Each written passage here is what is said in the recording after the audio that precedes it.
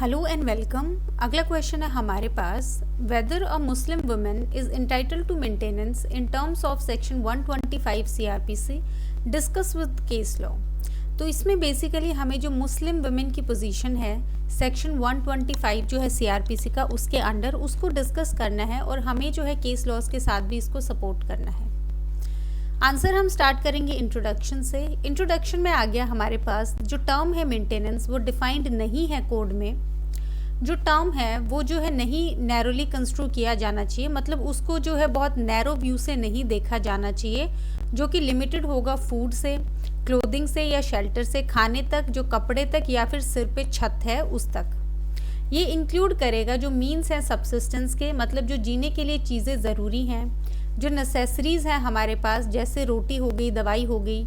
Add मतलब हमें help करना, सपोर्ट करना और असिस्ट करना एक पर्सन को जो उसके जीने के लिए ज़रूरी है। ये वेरी करता है जो भी हमारे पास पोजीशन है या फिर जो स्टेटस है पर्सन का। तो बेसिकली इंट्रोडक्शन हमने सब मेंटेनेंस के क्वेश्चंस के लिए सेम रखा है, वो है मेंटेनेंस को एक्सप्लेन करना। क्योंकि डिफाइंड नहीं है कोड में तो हम प्रोविजन से एक्सप्लेन नहीं कर सकते, तो इसका जनरल मीनिंग हम बताएंगे।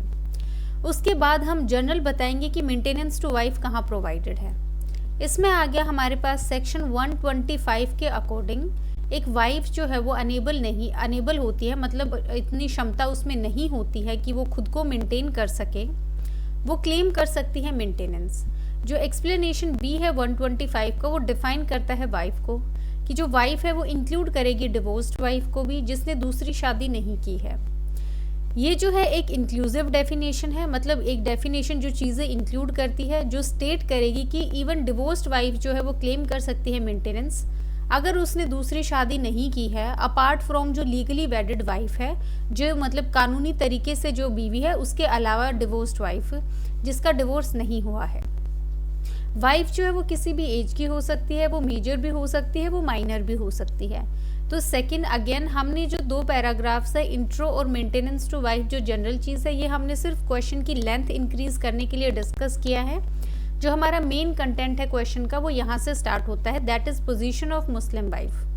केस लो इसमें हमारे पास one after the other case law है हमारे पास, क्योंकि किसी भी प्रोविजन में इसके बारे में मेंशन नहीं है सीआरपीसी में। पहला केस है और बहुत ही इंपॉर्टेंट केस है, Mohammad Ahmad Khan versus Shah Bano Begum 1985 supreme court. Pre में भी जो है आपको बहुत बारी पूछा जाता है। इसमें हेल्ड किया गया है कि जो सुप्रीम कोर्ट है उसने हेल्ड किया है कि कोई कॉन्फ्लिक्ट नहीं होगा सेक्शन 125 और मुस्लिम पर्सनल लॉ के बीच में। जो कोर्ट है उसने ऑब्जर्व किया है कि जो मुस्लिम पर्सनल लॉ है वो लिमिट करता है जो लाइबिलिटी है हस्बैंड की मेंटेन करने की डिवोर्स्ड वाइफ को टिल द पीरियड ऑफ इद्दत, वो सिर्फ इद्दत पीरियड तक होती है। ये मुस्लिम पर्सनल लॉ ने जो है वो लिमिट किया है।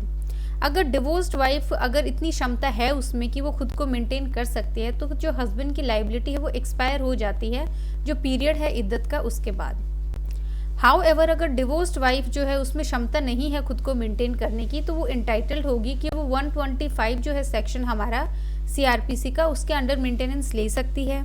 सेक्शन 125 अप्लाई करता है डिवोर्स्ड मुस्लिम वुमेन को जब तक उसकी दूसरी शादी नहीं होती। तो बेसिकली इस केस लॉ में ये हेल्ड किया गया है कि ये जो सेक्शन है हमारे पास, ये जो है सेक्युलर सेक्शन है और ये जो है मुस्लिम्स पे भी अप्लाई होगा। फिर आ गया हमारे पास इस जो केस का जो डिसीजन आया है शाह बानो के केस का, इसके बाद पार्लियामेंट ने इनेक्ट किया प्रोटेक्ट करने के लिए जो Muslim women protection of rights on divorce act 1986। इसका सेक्शन 3 सब सेक्शन 1 क्लोज ए जो है वो रिक्वायर करता है हस्बैंड को कि वो फेयर और जस्ट प्रोविजन देगा मेंटेन करने के लिए अपनी वाइफ को विद इन जो है पीरियड ऑफ इद्दत। तो इद्दत पीरियड के अंदर वो इतना जो है प्रोविजन या इतना जो है अमाउंट वाइफ को देगा कि वो मेंटेन कर सकती है खुद को ईजिली। सेक्शन 5 जो है वो इवन प्रोवाइड करता है एक ऑप्शन मुस्लिम वाइफ को कि वो परसू कर सकती है रेमेडी इधर 1986 एक्ट के अंदर या फिर सेक्शन 125 जो है कोड का उसके अंदर। तो उसके बाद क्या प्रोग्रेस हुई है उसमें हमने जो है ये पैराग्राफ डिस्कस किया है कि जहाँ पे प्रोविजंस या जो है जहाँ पे एक्ट्स जो हैं वो बनाए गए हैं मुस्लिम वुमेन के लिए। इसके बाद हमारे पास केस लो आ गया Daniel Latifi versus Union of India 2001 Supreme Court. इसमें जो है कॉन्स्टिट्यूशनल वैलिडिटी जो है एक्ट की वो चैलेंज की गई थी। तो इसमें जो है अपहोल्ड करते हुए जो कॉन्स्टिट्यूशनैलिटी है एक्ट की, सुप्रीम कोर्ट ने फर्दर क्लैरिफाई किया कि जो फेयर और जस्ट प्रोविजन है मेंटेनेंस का, सेक्शन 3 सबसेक्शन 1 क्लोज ए जो है हमारे पास 1986 एक्ट का, वो एक्सटेंड करेगा बियॉन्ड जो है पीरियड ऑफ इद्दत पीरियड उसकी वाइफ का, और ये दिया जाना चाहिए इद्दत पीरियड के अंदर अंदर। तो इसमें कोर्ट ने एक चीज़ क्लैरिफाई की कि यहाँ पे बोला गया है इद्दत पीरियड के अंदर अंदर मेंटेनेंस देना है, तो यहाँ पे बोला गया है कि वो सिर्फ इद्दत पीरियड के लिए मेंटेनेंस नहीं देना, वो उसके बियॉन्ड भी जो है देना है, लेकिन उसका जो टाइम पीरियड है पे करने का वो हमारे पास जो है इद्दत पीरियड होगा। दस एक मुस्लिम जो डिवोर्स्ड वाइफ है उसके पास कनकरेंट रेमेडीज़ हैं 1986 एक्ट के अंदर और 125 जो है CRPC का उसके अंडर। कंक्लूजन में जो है हम बताएंगे कि जो बाइगमी है वो अलाउड है मुस्लिम लॉ के अंडर, और जो हस्बैंड है वो क्रिमिनली लाइबल नहीं होगा कॉन्ट्रैक्ट करने के लिए सेकेंड मैरिज। हाउएवर एक मुस्लिम वाइफ जो है श्योरली एंटाइटल्ड है कि वो सेपरेट रह सकती है और क्लेम कर सकती है मेंटेनेंस इस ग्राउंड पे कि जो सेकेंड मैरिज है उसके हस्बैंड की उसने कॉज किया है मेंटल एगनी या क्रुएलिटी, तो उसको प्रताड़ित किया है मानसिक रूप से। इस ग्राउंड पे जो है सेकेंड मैरिज की वजह से इस ग्राउंड पे जो है वो सेपरेटली रेजिडेंस पे डिमांड कर सकती है या अलग रह सकती है और मेंटेनेंस पे डिमांड कर सकती है।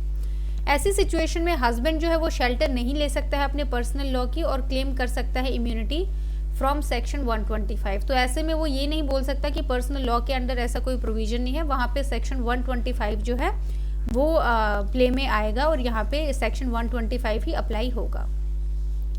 इस क्वेश्चन में 2-3 बातें ध्यान रखने वाली हैं। पहले ये कि हमने 10-15 मार्कर के हिसाब से किया है। अगर ये क्वेश्चन आपका 5 मार्कर में आता है, आपको जो इंट्रो है उसमें सेक्शन 125 में जो वाइफ का प्रोविजन है थोड़ा सा डिस्कस करना है, उसके साथ ही आप जो है उसके बाद जो है मुस्लिम वाइफ का क्या स्टेटस है ये आप स्टार्ट कर देंगे। सबसे पहले आप शाह बानू वाला केस डिस्कस करेंगे, फिर आप 1986 एक्ट के बारे में बताएंगे और उसके बाद डेनियल लतीफ़ी वाला केस जो है आप डिस्कस करेंगे।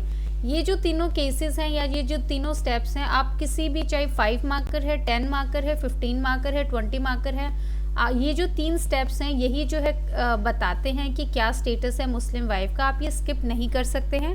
5 मार्कर में थोड़ा सा आप जस्ट लिख सकते हैं, 10 में आप थोड़ा ज़्यादा लिख सकते हैं, 15 और 20 मार्कर है तो आपको अच्छे से एक्सप्लेन करना है।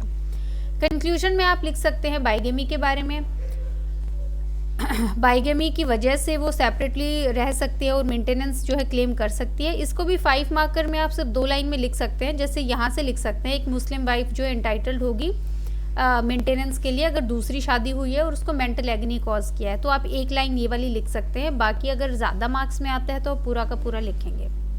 बाकी जो है इस क्वेश्चन में हमने सब कुछ इंक्लूड कर लिया है। So thank you.